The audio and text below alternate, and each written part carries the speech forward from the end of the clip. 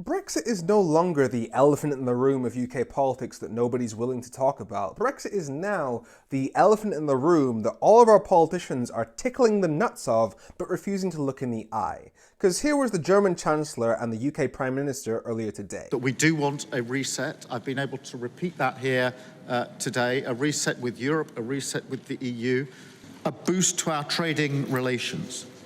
Germany, of course, already the UK's second largest trading partner in the world. Growth is the #1 mission of my government, and what we understand clearly is that building relationships with our partners here in Germany and across Europe is vital to achieving it. So Starmer's main strategy for helping the UK is to grow the economy, and he's acknowledging that getting rid of the trade barriers with the EU is one of the main ways to do that, which is literally admitting that getting rid of Brexit is a major way to fight the cost of living crisis. And yet he's saying that does not mean reversing Brexit or re-entering the single market or the customs union, but it does mean a closer relationship on a number of fronts, including the economy. Now, the UK being in the single market would mean the UK would follow the rules of the EU in order to make it easier to buy and sell stuff between us by getting rid of the costly red tape. But Starmer is ruling out officially signing up to those rules, even though he's just admitted that signing up to those rules is a major priority for the UK economy. But what did Olaf Scholz have to say about the EU's willingness to change things? We are of the opinion that there is reason to do everything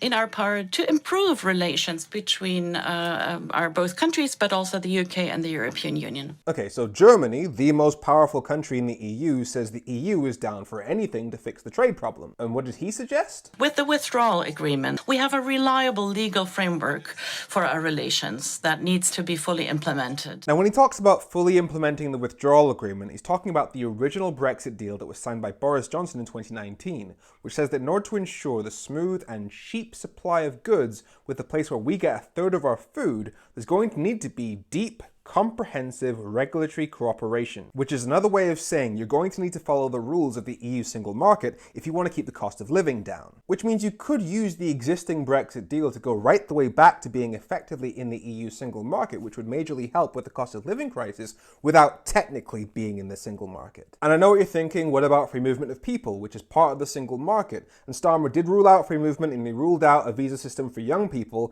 but they did say this. The contacts between our societies, between Germans and people in the UK have declined massively after Brexit and the COVID-19 pandemic. We want to change that because if you know each other well, you understand each other better.